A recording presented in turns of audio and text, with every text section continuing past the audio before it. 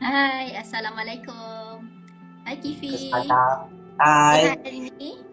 sihat. I kongsi dengan diorang satu buku ni yang I suka. Don't be sad. Jangan bersedih.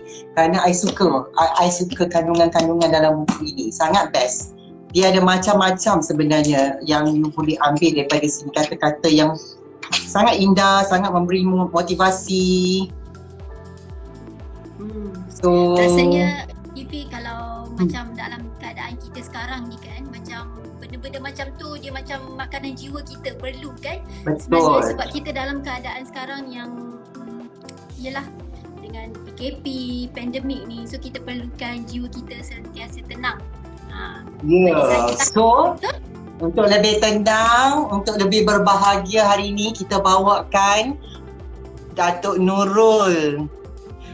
Secara eksklusif di Nona kita bawakan Datuk Nurul Zahid. Mana tu Datuk Nurul? Assalamualaikum Assalamualaikum. Datuk. Waalaikumsalam. Kifi, apa khabar? Hai Datuk Nurul. Jumpa juga Amy.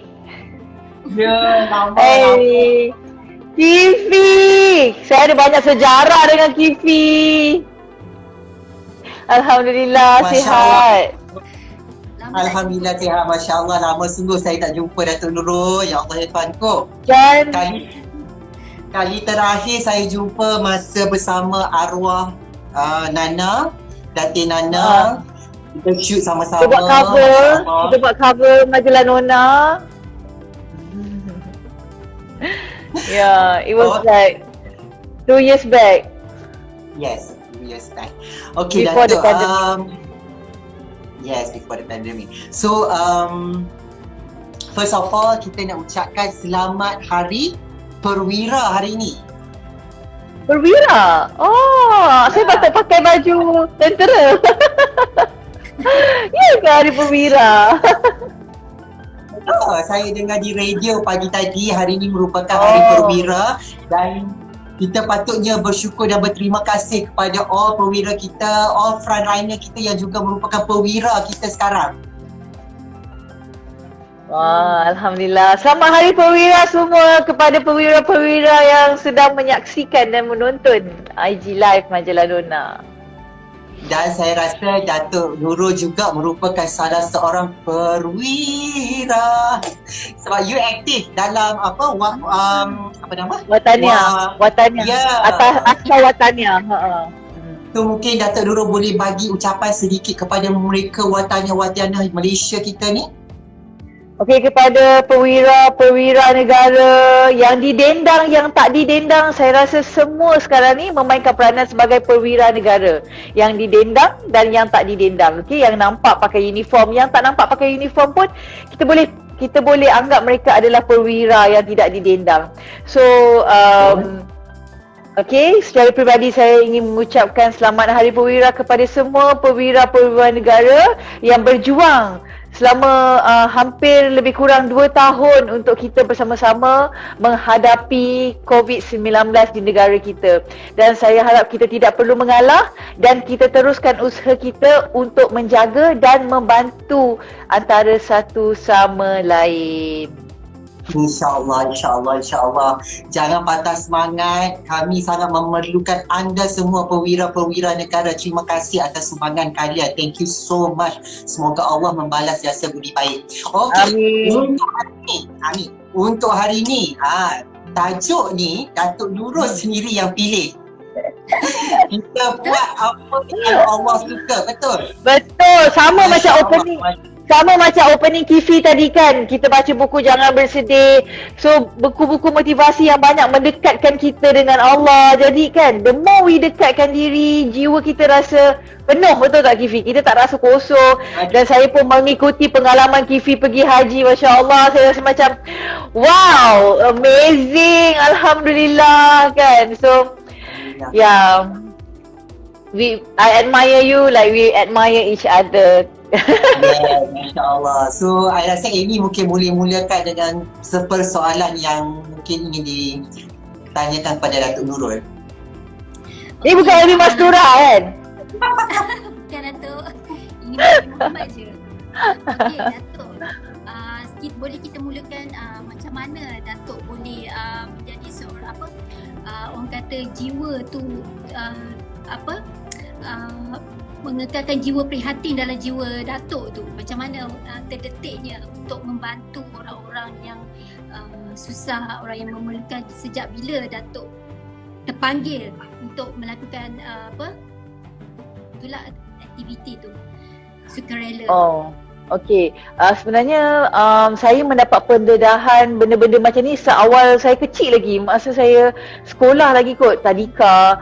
Sebab abah saya, kita orang kampung. Abah saya selalu bawa saya balik kampung, mak selalu balik kampung. Jadi saya menyaksikan bagaimana mereka menyantuni dan membantu saudara mara, membantu orang-orang. Jadi benda tu adalah pendedahan awal daripada mak dengan abah saya sendiri.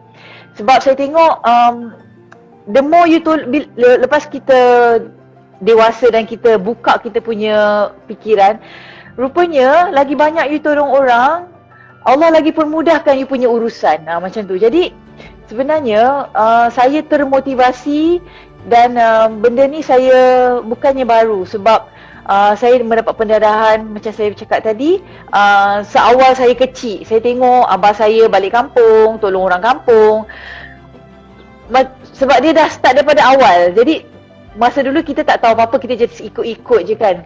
Tapi bila kita dah dewasa dan kita agak berkemampuan menggunakan kita punya kudrat sendiri untuk membantu orang, dan saya rasa bila lepas saya bantu orang tu kan, saya rasa jiwa saya lapang. Bila saya sedih, saya tolong orang walaupun dalam keadaan yang sikit, macam tak adalah hebat sangat kan. Saya rasa macam jiwa saya lapang, jiwa saya lebih tenang dengan membantu orang. Macam tu.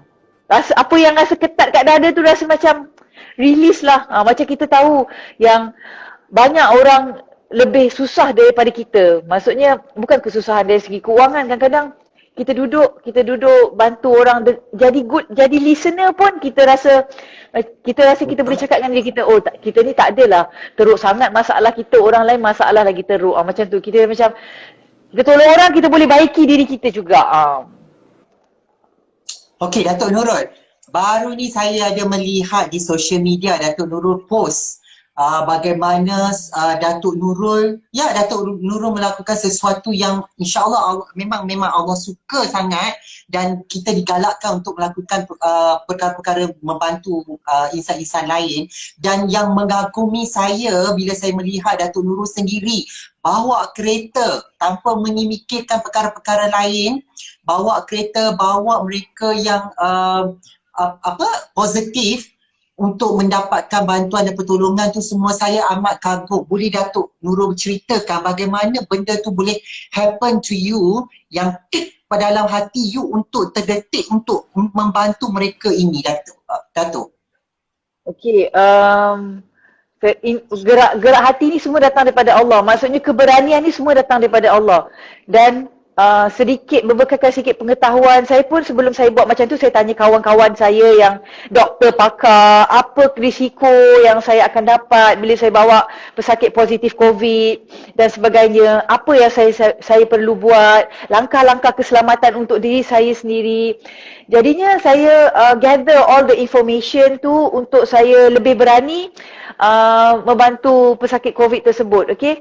Kebetulan dia adalah caretaker pusat pengajian. Kira macam tiba-tiba je dia, saya tak tahulah macam mana dia boleh dapat, tapi dia dikuarantinkan. Lepas tu ada orang call saya, dia kata, "Kak Long, tahu tak macam mana nak bawa abang ni pergi hospital?" Saya cakap, okey. Sebab bila saya tahu step by step macam mana kita nak berurusan dan berurusan dengan COVID patient especially, benda pertama kita kena register dengan CAC, kita kena dapatkan report rasmi, PCR test dia semua. Jadi saya buat step by step tu. Lepas tu saya pergi sendiri check pakai oximeter. Saya tengok dia punya oksigen tu dah drop. Okey, untuk pesakit COVID, dia kena atas 95 yang sedang mengalami COVID. Jadi, dia punya oksigen masa tu dah drop ke 90. So, saya call ambulans. Saya minta tolong kawan saya, kebetulan kita ramai kenalan, so saya minta tolong kawan saya bawa ambulan bawa tong gas. Jadi malam tu kita pasang tong gas dekat dia. Tapi saya minta juga nasihat daripada kawan doktor saya lah. So kawan saya cakap, dia kata okay, you boleh buat ni, then you have to be ready with your full PPE, dia cakap. So alhamdulillah saya pun ada bekalan PPE dekat rumah. Memang saya standby, jadi saya pakai full PPE dengan face shield, dengan double mask and what not. Jadi saya tolong dia dan saya tengok, saya monitor dia sepanjang malam. Bila saya monitor dia, saya tengok dia punya oksigen tu masih lagi tak stabil. So what I did, saya tanya kawan saya kata bawa dia pergi CAC yang berdekatan. Masa tu dia dah hari ke-6 COVID. So bila hari ke-6 tu saya cakap dengan dia, larat tak jalan. Dia kata, abang tak larat nak jalan lah Kak Long. Dia cakap macam tu. Okay abang, ada tak siapa boleh hantar? Tak ada siapa pun berani hantar sebab diorang tak ada PPE. Satu. Oh ya. Dan saiz baju PPE tu memang saiz saya. Yang lain semua saiz memang saiz lelaki, so memang tak muat. Jadi saya bukan ambil risiko, maknanya saya tanya dulu apa patut saya buat dan sebagainya. Alhamdulillah, saya pun macam bismillahirrahmanirrahim, Allah. Lagipun dekat je, dalam 15 minit daripada rumah dia ke CAC Bangi. Jadi saya pun ambil putusan hantar dia, buka tingkap, kita tak tutup tingkap. Saya drive, lepas tu semua orang macam pelik. Saya dengan PPE bawa kereta macam tapi tak adalah kita macam cas macam ambulans, macam kita bawa laju macam ambulans, tak, macam kita borak-borak dengan abang tu, macam yang Kifi tengoklah dalam IG saya. So kita borak-borak nak bagi dia, sebab pesakit COVID ni dia sebenarnya is like mind over mental tau. Dia macam mentally kena strong. Sebab kalau dia tak strong, dia punya immune akan lebih low. So dia nak lawan dengan antibody lagi, and dia kena mentally strong. So kita kena jadi orang yang macam cakap dengan dia, tak apa bang, okay, ini semua Allah punya ujian dan sebagainya. Dan alhamdulillah abang tu sekarang pun dah sihat, dah stable. Jadi I'm looking forward lah. Sebenarnya macam mak saya, taklah berani bawa orang macam tu. Sebab bagi saya, alhamdulillah saya pun dah double dose. Saya dah complete dose of my vaccination. Jadi agak berani sebab dah complete dose, tapi risiko masih ada. Jadi kita ambil langkah-langkah keselamatan dan lebih berjaga-jaga lah untuk kita buat benda-benda macam ni kan. Sebab tujuan saya untuk meringankan frontliner punya beban. Sebab saya tahu, saya call ambulans. Ambulans mahal gila, dia nak charge 700, 15 minit je pergi balik. So, bagi saya kalau 700 tu baik saya invest, belikan dia vitamin ke, saya belikan dia, mungkin saya boleh invest abang tu untuk beli dia ubat ke. Daripada 700 saya bayar ambulans saja. Sebab yang ambulans saya kenal tu pun dia kata Kak, kalau you ada full PPE, you bawa lah dia. Dia kata, I boleh guide you, dia cakap. Sebab mahal sangat lah ambulans saya ni Kak, dia cakap macam tu tau. So the medical assistant pun support saya, doktor pun kata, tak apa, kalau you berani, you just drive pergi. Dan medical assistant yang ambulans tu pun call saya masa saya on the way pergi hantar dia. Macam alhamdulillah perjalanan saya dipermudahkan dengan sahabat-sahabat saya yang banyak sangat membantu saya pada hari tersebut.